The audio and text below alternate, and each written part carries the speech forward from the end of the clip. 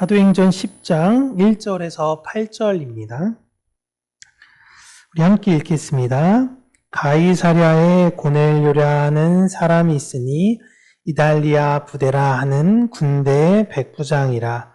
그가 경건하여 온 지방과 더불어 하나님을 경외하며 백성을 많이 구제하고 하나님께 항상 기도하더니 하루는 제9시쯤 되어 환상 중에 밝히 보매 하나님의 사자가 들어와 이르되 고넬료야 하니 고넬료가 주목하여 보고 두려워 이르되 주여 무슨 일이니까? 천사가 이르되 내 기도와 구제가 하나님 앞에 상달되어 기억하신 바가 되었으니 내가 지금 사람들을 욥바에 보내어 베드로라 하는 시몬을 청하라. 그는 무두당이 집 시몬의 집에 유숙하니 그 집은 해변에 있다 하더라. 마침 말하던 천사가 떠나매 고넬료가 집안 하인 둘과 부하 가운데 경건한 사람 하나를 불러 이 일을 다 이루고 욥바에 보내니라. 아멘. 오늘은 서서히 되어져 가는 것, 서서히 변화되어져 가는 것에 대한 내용을 우리 고넬료와 이 당시 베드로의 모습을 통해서 우리가 한번 살펴보도록 하겠습니다. 우리가 성경의 이야기를 쉽게 이해하기 위하여 장이랑 절이라는 것을 나누게 되었지만요. 이 장과 절이 도리어 성경 전체를 보는 데에는 조금 방해를 할 때가 있습니다. 사도행전 10장의 내용은 고넬료에 관한 이런 단독적 내용 같아 보이지만 이 내용만 따로 빼서가 아니라 9장 후반 내용과 연계되어져서 함께 읽는 것이 더 좋아요. 우리 9장 마지막 제절은 있는지도 없는지도 모르듯이 지나갔던 베드로가 무두장이 집 시몬에 머물렀다라는 내용입니다. 베드로가 무두장이 집에 머물렀다라는 내용 자체가 베드로가 굉장히 많은 변화가 있었음을 보여주는 대목이기도 하지만 이 10장에서는 여전히 베드로에게 있어서 깨지지 않는 율법적 부분이 남아있다라는 걸 보여주고 있어요. 사람이 가지고 있는 세계관이 성령님이 임하시고 나면 완전히 바뀌는 경험을 하게 됩니다. 이 세상이 내가 주인 되어져서 살아갔던 세상에서 이젠 내 안에 내가 주인인 게 아닌 예수 그리스도가 주인이 되어 살아가는 세계관으로 변하게 되죠. 이게 성령의 놀라운 역사입니다. 성령께서는 우리의 방향성을 바꾸시고 그 방향성 안에 있는 우리의 세계관의 근본을 흔드세요. 너무나 당연하다고 생각했던 것들이 다 무너지는 것을 경험하고 나서는 그 이후론 하나씩 내 안에 이것도 새롭게 되어야 되고 이렇게 이것도 새롭게 되어야 되는 것이구나 라는 것을 성령께서는 우리에게 알려주십니다. 하나님은 베드로라는 하나님의 도구를 통해서 하나님께서 주셨던 율법의 본질이 무엇인지를 교회에게 알려주시려고 해요. 이걸 우리가 성경을 읽을 때 읽을 수 있는 힘이 있어야 하는 것입니다.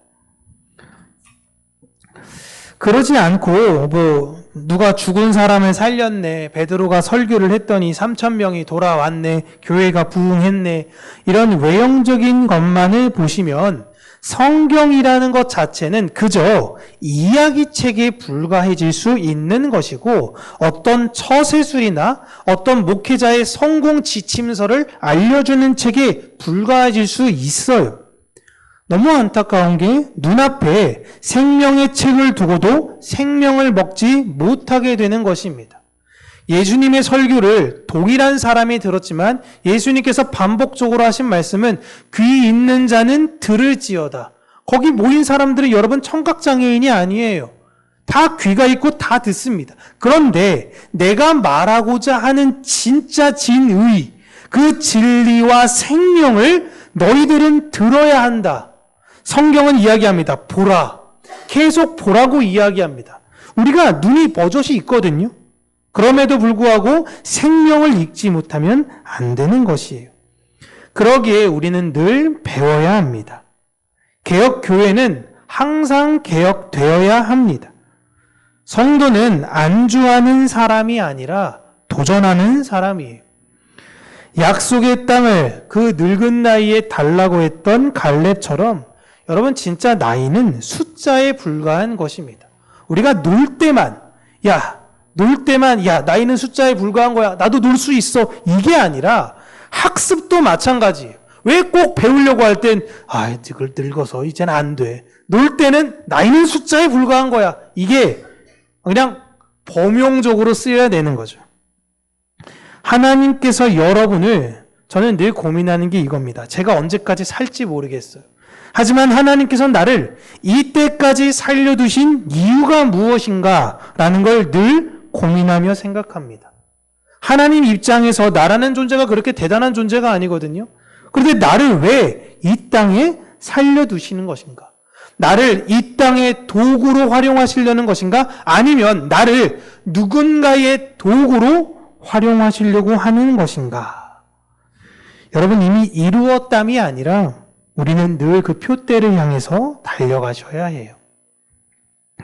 가이사랴라는 지역에 고넬료라는 사람이 살고 있는데 이 고넬료는 로마의 신을 따르지 않고 하나님을 전심을 다해 믿었던 사람이었습니다. 그는 유대인들이 하루에 3번 아침, 점심, 저녁에 기도하는 관습대로 기도했던 사람이에요. 오후 3시에 그날에 하나님께 기도를 하고 있었습니다. 그러니까 이 고넬료는 어느 날 특별히 뭔가 기도회, 무슨 집회 이런 데 가서 하나님을 만난 사람이 아니라 늘 인생 그 삶 가운데에 성실함이 있었던 사람이에요. 그냥 그날도 특별한 날이 아닙니다. 여느 날과 동일하게 기도하러 그냥 올라갔던 시간인 거예요. 그때 천사가 나타나서 요바의 무두장이 집에 있는 시몬 베드로를 데리고 오라라는 지시를 받습니다. 그렇게 자신의 집에 있는 하인들과 경건한 부하 사람 1명을 부르는데 여기서 경건한 사람이라는 것은 유대인이라는 의미예요.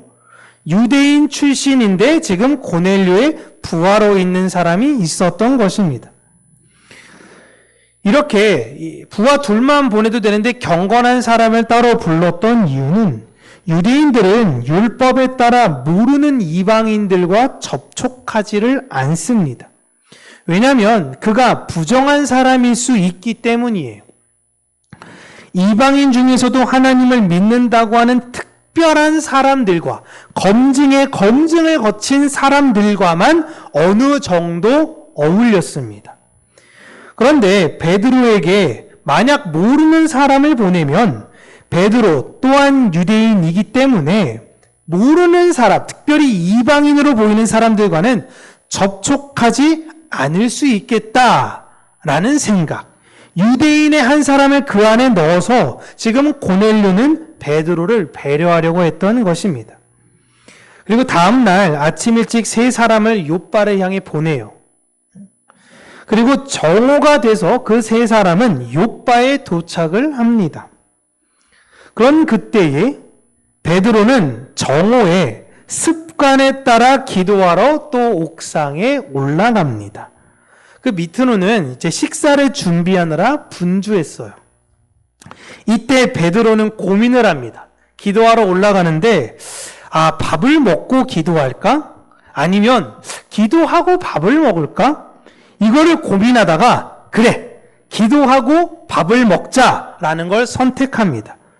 그렇게 배고픈 상태에서 하나님께 기도했던 베드로에게 하나님께서 환상을 보여주시는데 하늘에서 큰 보자기 같은 그릇이 내려오는 것입니다.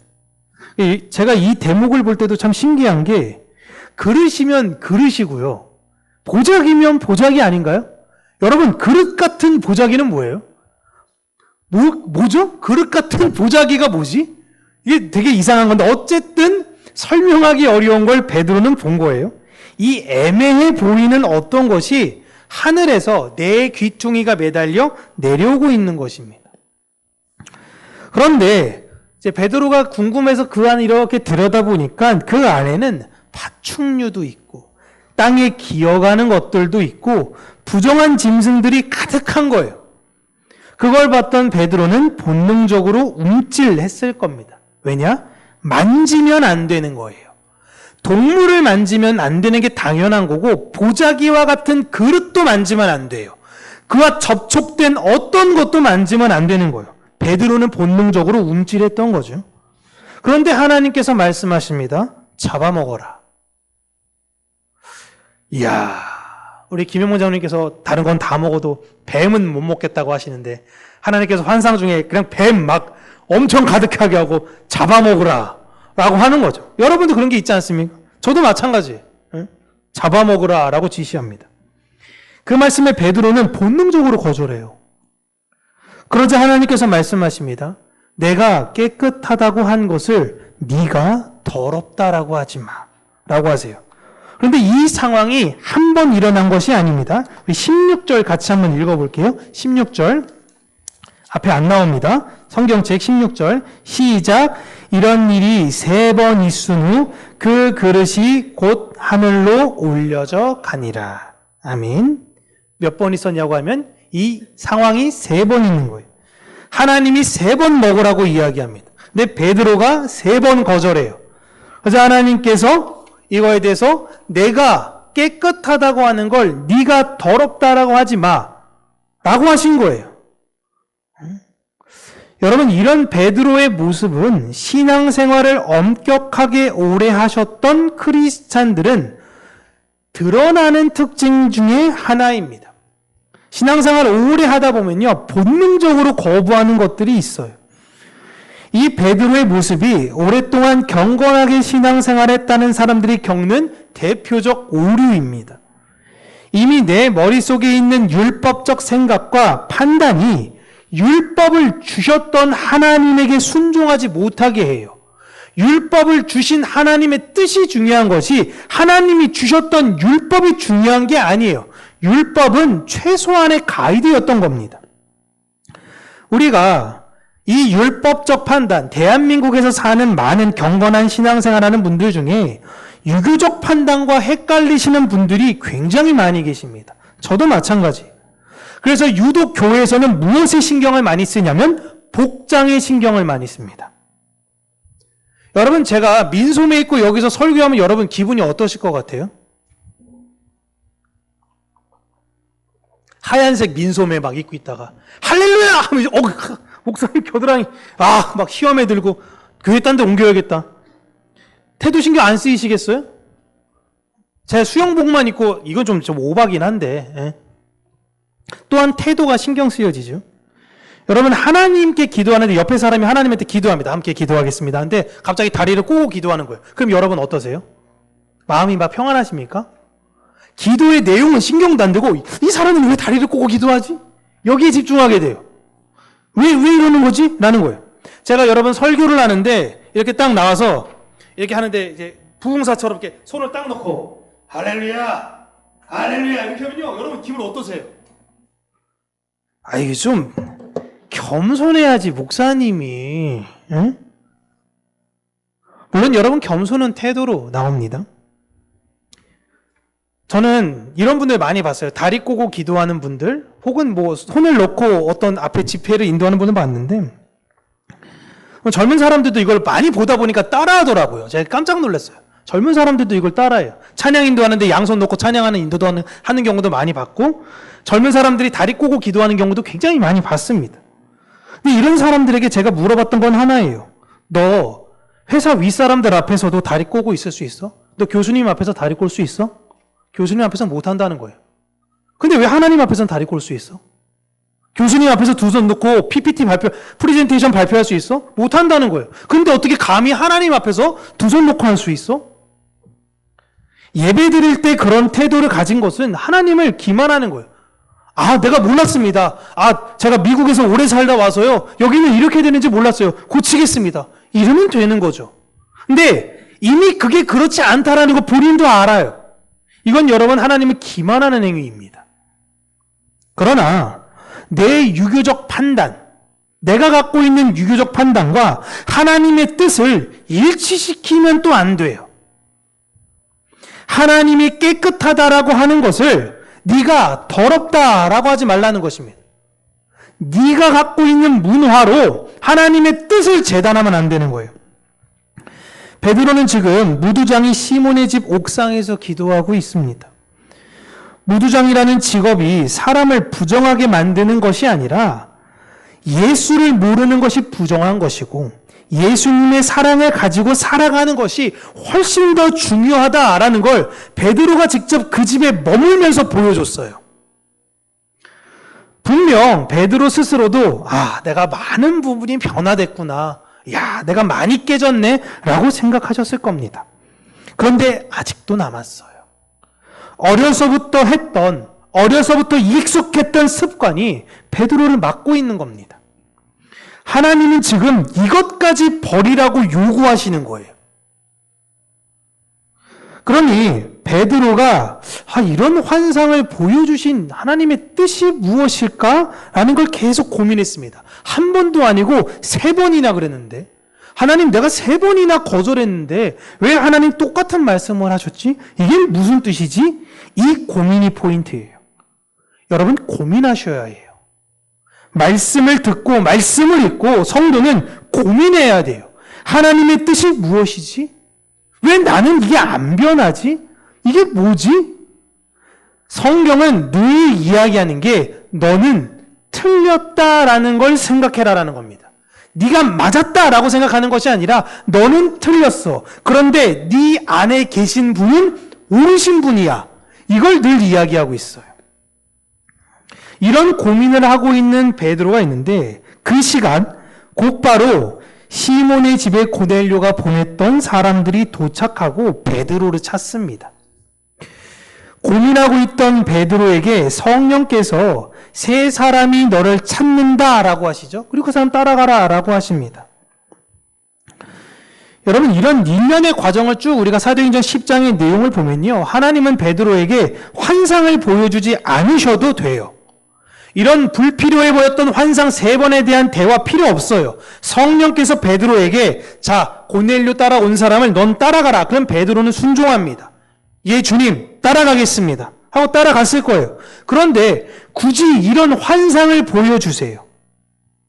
그리고 베드로가 이것을 모든 교회에게 알려주는 이유는 성경으로 기록해서 알려주는 이유는 교회는 계속 새로워져야 하는 존재인 것을 알려주는 거예요. 계속 깨져야 된다라는 걸, 계속 변화돼야 된다라는 걸 이야기하는 겁니다. 베드로 스스로도 무두장이 집에 있으면서 뭔가 더 나은 사람이 된 것이라고 생각했어요. 내가 이렇게까지 확장적인 사람이네 라고 생각했는데 아직도 내 세계관이 하나님 뜻에는 순종하지 못하는 사람이에요. 아직도 내가 볼 때에 꺼리는 게 있어요. 이게 우선인 거예요. 하나님이 먹으라고 하셨는데도 불구하고 하나님을 대적하고 있는 겁니다. 베드로는 교회에게 우리가 따라야 하는 것은 내가 가진 윤리적, 유교적, 자라왔던 환경의 익숙함이 아닌 율법의 본질인 사랑을 알기 위해 나는 끊임없이 새로워져야 합니다 라는 걸 교회에 전달해 주려는 겁니다. 그렇게 베드로는 고넬료라는 사람이 천사를 만나 베드로를 초청하라는 소리를 듣게 되어 이곳으로 모시러 왔다라는 얘기를 듣고는 그 사람들을 시몬의 집에 초대해요. 자기가 집주인도 아니지만 초대합니다. 여러분 보시면 고넬료가 보냈던 3사람 중에 2사람은 뚜렷한 이방인이에요. 뚜렷한.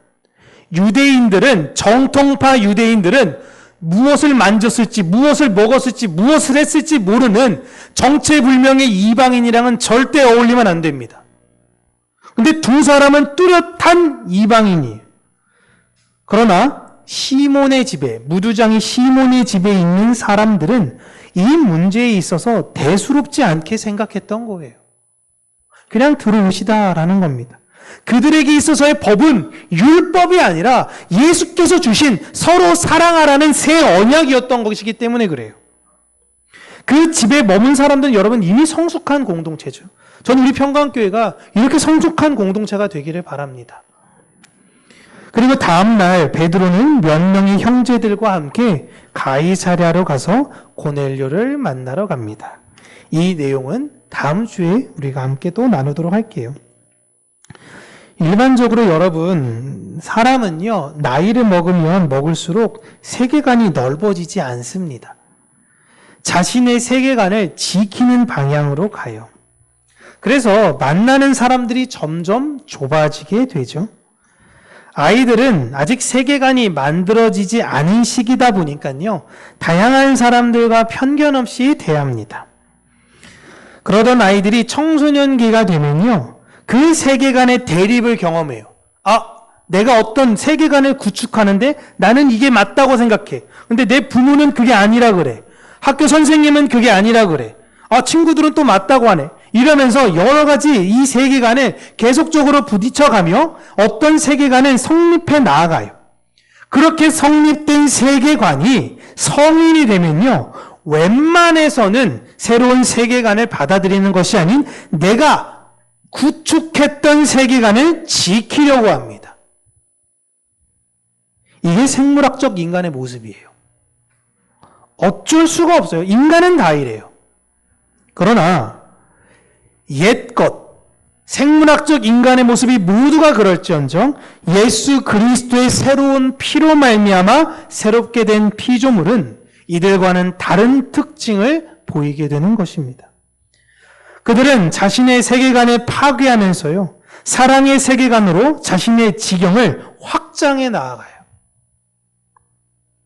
베드로를 끊임없이 넓히셨던 하나님이 그를 사랑하는 이 시대의 하나님의 백성들의 지경을 지금도 끊임없이 넓히십니다.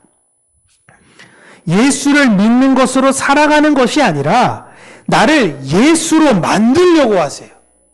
그게 하나님의 뜻이에요. 그냥 예수 믿는 사람으로 살게요, 교회 다니는 사람으로 살게요가 아니라 너는 예수가 돼야 돼. 그렇게 우리가 아까 He's changing me 얘기했죠? 찬양으로 얘기했는데 조금은 느린 것 같아 보여요.